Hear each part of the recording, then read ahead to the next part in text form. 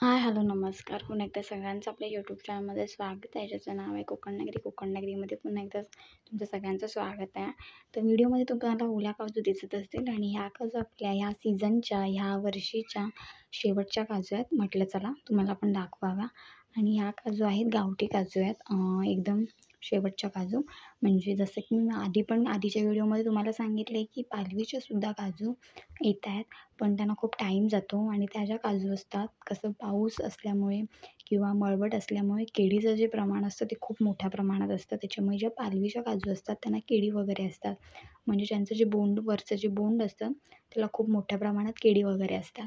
पण आपला जो गर असतो तो चांगला असतो आणि ती जी एक चव असते म्हणजे पालवीच्या काजूंची ती एक वेगळीच असते. आणि आपल्या ज्या काजू आहेत, वेंगुर्ला काजू आहेत किंवा गावठी काजू आहेत, ते आता पाटून फुडून परत लागायला सुरुवात झालेत. म्हणजे त्याला जी येणारी जी मोहर वगैरे त्यातून त्या काजू येतात, पालवीच्या काजू.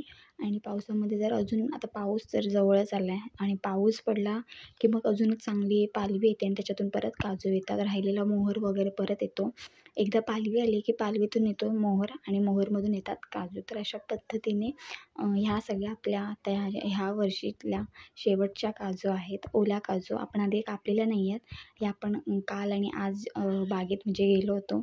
ज्या आपल्या काही जमीन आहेत त्याच्यामध्ये. तर आता कसं आहे, रान म्हटलं की खूप रानवट आलं, खूप काटे आले, सगळं आलं.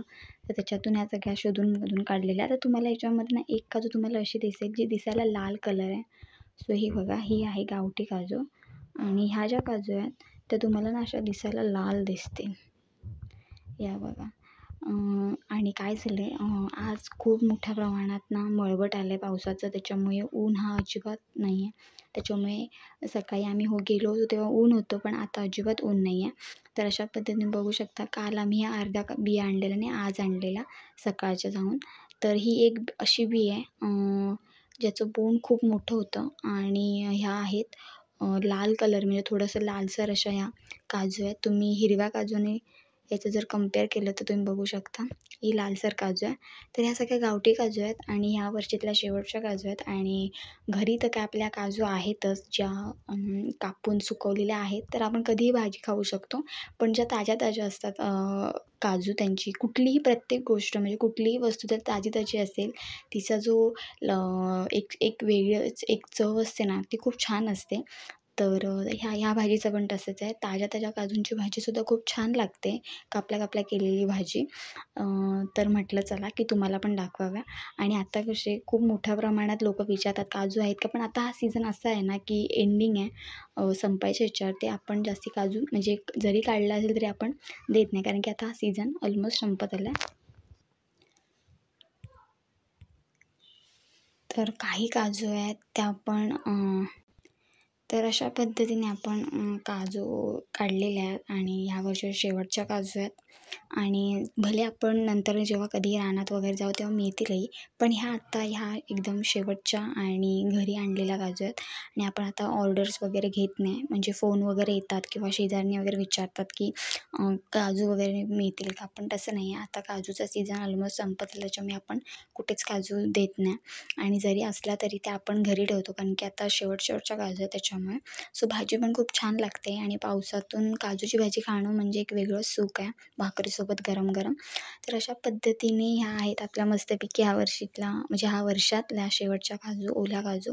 सो तुम्हाला जर हा व्हिडिओ आवडला तर नक्की लाईक करा, शेअर करा आपल्या चॅनलला आणि नक्की सबस्क्राईबसुद्धा करा. सो पावसाळा आला आहे, सो पावसाळ्यामध्ये सुद्धा खूप छान कोकणामध्ये असे काही थोडक्यात सण आहेत. त्याच्यानंतर सगळ्यात मेन म्हणजे शेती आहे, जी कोकणातल्या लोकांचं त्याच्यावर सगळ्या शेतीवर जे पूर्ण आयुष्य अवलंबून असतं. सो शेतीला पण सुरुवात होईल. एकदा पाऊस पडायला लागला की पेरणीलासुद्धा सुरुवात होईल.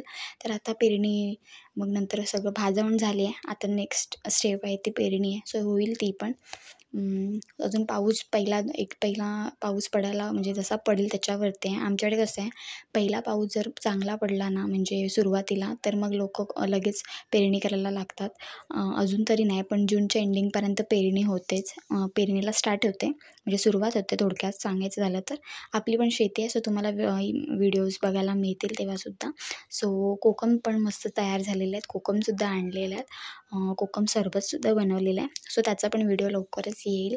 आणि बघा मस्तपैकी तुम्ही एक विचार करा की जेव्हा काजूच्या मोहरमधून जी बी बाहेर पडते, तिचं जे बोंड असतं तुम्ही बघू शकता की जेव्हा ते बाहेर पडते तेव्हा एवढे छोटे छोटे बोंड असतात. त्याचं ते केवढं मोठं बोंड होतं, म्हणजे केवढा निसर्गाचा एक वेगळाच असा चमत्कार म्हणू शकता किंवा निसर्गाने एक दिलेलं एक छान असा एक आनंद म्हणू शकता की ही बोंड तुम्ही बघू शकता की कशा एवढूशा फुलामधून हा काजू बाहेर पडतात आणि एवढ्या होतात. सो अशा पद्धतीने ह्या वर्षीतल्या ह्या सगळ्या काजू आहेत. आणि ह्या सगळ्या काजू आहेत ना सगळ्या मिक्स आहेत. तुम्ही साईज पण बघू शकता, एक छोटी साईज, मोठी साईज, एक त्यातल्या त्यात मोठी साईज. तर गावठ्या काजूंचं असंच असतं, सगळ्या साईजेस मिक्स असतात, लहान मोठी त्याच्यापेक्षा पण एकदम छोटी पण साईज असते. खूप छोट्या छोट्या पण बिया असतात. आता ही बघा केवढीशी बी आहे. सो ह्याच्यापेक्षा पण छोटी बी असते. आता ही ओली आहे त्याच्यामुळे हिची साईज म्हणजे एकदमच लहान नाही, म्हणजे एकदम लहान आहेच, पण त्यातलं तर ठीक आहे, पण सुकून एकदमच छोटी होते आणि जेव्हा भाजतो वगैरे तेव्हा मग एकदमच ते जळून जातात, कारण की आग खूप असते त्याच्यामुळे. तर अशा पद्धतीने आपले ह्या काजू आहेत आणि ऑलमोस्ट आता आपण त्या उद्या वगैरे कापणार आहोत. उद्या कापून मग भाजीसुद्धा होईल किंवा अर्ध्या आपण सुकवायला पण टाकू. तर सुकवलेला पण आपल्याकडे काजू आहेत आणि ह्या पण आहेत. म्हणजे ह्या आता रानातल्या शेवटच्या काजू आहेत आणि आता रानात जास्त फेऱ्या होणार नाहीत, होतील पण एवढ्या नाहीत, कारण की आता कसं आपल्या काजूची तोडणीसुद्धा आहे. म्हणजे तुम्हाला माहिती असेल जशी आंब्याची तोडणी असते, आंब्याच्या फांद्या जशा तोडल्या जातात आणि त्या तोडाव्याच लागतात, त्यांचा पण एक कालावधी असतो. सो आपण ह्यावर्षी 3-4 वर्षानंतर आपण आपल्या काजूची तोडणी करणार आहोत, जेणेकरून चांगली पालवी पण फुटेल आणि छान मजबूत तयार होतील परत आणि छान मजबूतीने पालवी येऊन छान फांद्यासुद्धा येतील आणि पुढच्या वर्षी चांगलं लागायला लागतील. तर आपल्याकडे ते पण करणार. तुम्हाला माहिती असेल की आंबा जे मोठमोठे बागा असतात आंब्याच्या, तिथे जास्तीत जास्त 1-2 वर्षानंतर किंवा त्यांचा जो ठरलेला पिरियड असतो त्याच्यामध्ये तोडणी केली जाते फांद्यांची आणि ती करावीच लागते, जेणेकरून परत छान पालवी यावी, परत चांगली पालवी येऊन चांगल्या फांद्या याव्या त्यासाठी. तर अशा पद्धतीने आपल्या काजूची पण तोडणी आहे फांद्यांची लवकरच. सो आम्ही फर्स्ट टाईम करणार आहोत ह्यावेळी, कारण की आम्ही केलेली नव्हती 1-2 वर्ष, त्याच्यावर आम्ही चांगलं पीकसुद्धा घेतलेलं, पण ह्यावेळी करणार आहोत कारण की खूप वाढल्या पण आहेत, जायला वगैरे अजिबात जागा नाही, तर आपण तोडणार आहोत पावसाळ्यातच आणि पावसाळ्यात मस्त पालवीसुद्धा येईल. तर अशा पद्धतीने तुम्हाला मी सांगितलं की आपल्या ह्या काजू ह्या वर्षीतल्या शेवटच्या ओल्या बिया आणि पुढे नंतर भाजी परत खायला मिळेल नाही मिळेल काय माहिती नाही, पण ह्या शेवटच्या आहेत आपल्या ह्या काजू ह्या वर्षातला. सो तुम्हीसुद्धा काजूची भाजी खाल्ली असाल आणि शेवटी कसं कोकणामध्ये एक क्युरिओसिटी असते यार नवं करायचं, म्हणजे प्रत्येक गोष्टीचं करवंद असेल, काजू असेल, फणस असेल, तुमचं परत एक आत्ता ह्या सीझनला येणार एक लेटेस्ट फळ म्हणजे एकदम छान लागणारे तोडणं. सो ती पण एक असतं की नवं करणं एक असतं की म्हणजे पहिल्यांदा खाणं, म्हणजे आमच्याकडे पण असं असतं की कोण पहिलं खातं किंवा हां मी नवं केलं, मी हे खाल्लं ते खाल्लं असं असतं. म्हणजे नवं करण्यात पण खूप मजा असते. नवं म्हणजे थोडक्यात की पहिलं म्हणजे जे येणारं जे कोकणातलं कुठलंही फळ असेल ते पहिलं खाल्लं जाणं याला नवं बोलतात. म्हणजे मी नवं केलं हां, मी खाल्लं हां, मी फणसाच्या भाजीचं नवं केलं, तर असे एक पद्धत असते. तर अशा पद्धतीने कोकणामध्ये खूप छान छान काय काय असतं आणि हा सीझन असा आहे ना की ह्या सीझनमध्ये खूप सारी फळं खायला मिळतात.